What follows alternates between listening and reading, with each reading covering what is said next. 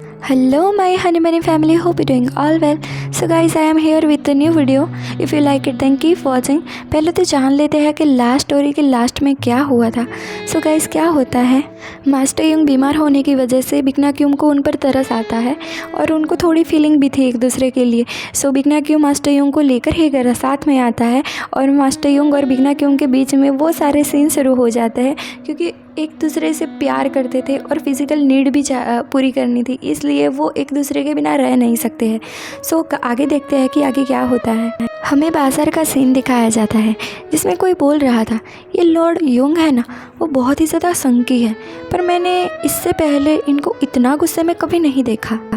तो जीवा बोल पड़ता है, आप उनको ऐसी अवस्था में कैसे डाल सकते हैं, अगर मैं उनके साथ होता तो मैं कभी उनको बीमार नहीं पड़ने देता.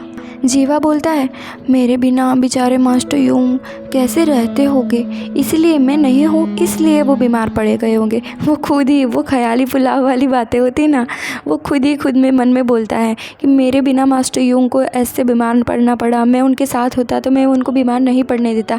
अब क्या होता है, वैसे भी जीवा उनको प्यार करता है या नहीं ये तो ऐसी कोई बात हमें पता चली नहीं है, पर हाँ वो दोनों एक दूसरे के साथ फिज़िकल नीड पूरी करने के लिए बहुत ही ज़्यादा उतावले रहते थे. सो शायद ये हो सकता है कि मास्टर युंग ने इसे छोड़ दिया है, सो इसलिए ये ऐसी बातें करता है.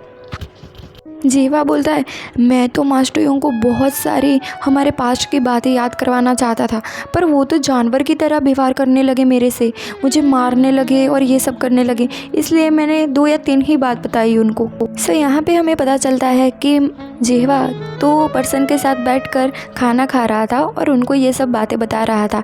सामने वाला लड़का बोलता है, तुमने ये सब कहा मास्टर युंग को, तो उन्होंने तुम्हें जवाब में क्या कहा.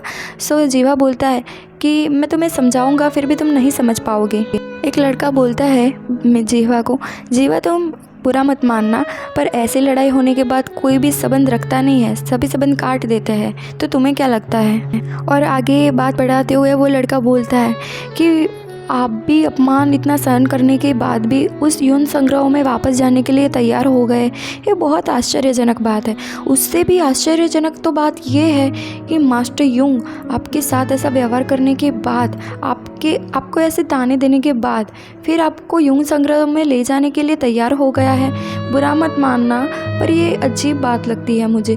अब यहाँ पे हमें पता चलता है कि मास्टर युंग जब बिकना क्यूम के साथ बैठे थे अस्पताल में, तो अचानक से उनको जीवा की याद क्यों आ गई, क्योंकि वो उसे यौन संग्रह में वापस ले जाने का वादा करके आए थे. सामने वाला लड़का बोलता है, भले ही उन्हें तुम्हें प्रॉमिस किया हो कि वो तुम्हें वापस ले जाएंगे, पर मेरी बात ये याद रखना कि तुम्हारा रिलेशन उनके साथ था, अब होगा ये बात तो इम्पॉसिबल लगती है मुझे. जीवा कुछ सोच विचार के बोलता है, ये बात मुझे थोड़ी स्पेशल लगती है. फिर ये जीवा का सर घूम जाता है, फिर से उसके ख्याली पुलाव शुरू हो जाता है. वो होता है ना हवा में बातें करना, वैसा शुरू हो जाता है. वो बोलता है कि हमने तो एक दूसरे के साथ बहुत ही ज़्यादा समय बिताया है, हम तो बहुत ही साथ में घूमे हैं, और हमारा रिश्ता आपके जैसा नहीं है आलतू फालतू कि बस थोड़ी सी बात से टूट जाए. हम दोनों एक दूसरे से नाराज़ है सिर्फ इसलिए. आप दोनों उसके नाम सिवाय उसका कुछ नहीं जानते हो, लाइक कुछ भी नहीं जानते हो कि वो कैसा है और कैसा नहीं. अब हमें दिखाया जाता है कि अचानक से भी जीवा को क्या हो जाता है, वो टेबल पर बैठा हुआ रो रहा था बहुत ही ज़्यादा, और बाहर स्नोफॉल हो रही थी. उससे ठंड नहीं लग रही थी, पर उसको तो यादें आ रही थी उसके साथ जो मास्टर युंग ने जो भी बिताए थे पल उसकी. अब हमें वो सीन दिखाया जाता है जब जीवा मास्टर युंग के पैरों में गिरा हुआ था. वो बोल रहा था, आप सच में मुझे समझते ना मास्टर युंग, तो आप मुझसे बिछड़ने के बाद एक खत तो लिखते ना मुझे. आपने तो मुझे एक खत भी नहीं लिखा. क्या मेरी इतनी ही वैल्यू है आपकी नज़र में. तभी मास्टर युंग उसे बोलता है, देखो जीवा, मैं तुम्हें प्रॉमिस करता हूँ कि मैं तुम्हें यौन संग्रह पर वापस ले जाऊँगा, पर मेरी लालसा मत रखो. मैं वैसे भी बीमार हूँ, तुम समझो थोड़ा मुझे, और किसी से ज़बरदस्ती प्यार लेना ये कोई अच्छी बात थोड़ी ना होती है भला. और ये सब बातें सुनकर जीवा रो रहा था, बहुत ही ज़्यादा रो रहा था। टेबल पर दारू की बोतलें भी पड़ी हुई थी, उसने सारी ख़त्म कर दी थी। गाइस सिर्फ मैं आपको ये कहना चाहती हूँ कि जीवा ऐसा पर्सन है कि उसने बहुत लॉन्ग टाइम बिताया। हम किसी के साथ बहुत ज़्यादा समय बिताते हैं तो हम उसको छोड़ नहीं सकते, भले उसमें कुछ भी कमी हो, वो अच्छा ना दिखता हो, वो हमारे साथ बुरा व्यवहार करता हो, फिर भी हम उसे छोड़ नहीं सकते, क्योंकि हमने उस पर टाइम और प्यार, हमारी फीलिंग, हमारा सब कुछ इन्वेस्ट किया है उतने साल, इसलिए छोड़ नहीं सकते।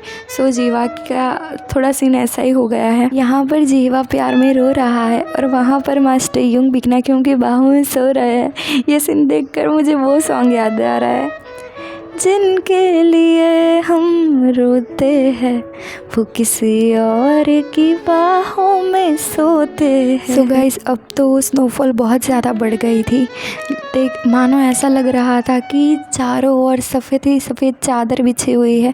यहाँ पर हमें बिकना क्यों दिखाया जाता है बिना कपड़ों के, और वो मास्टर यूंग के साथ लेटा हुआ था। वो मास्टर यूंग की चिक को सहला रहा था, उनको देख रहा था, और मास्टर यूंग तो अपनी गहरी नींद में थे।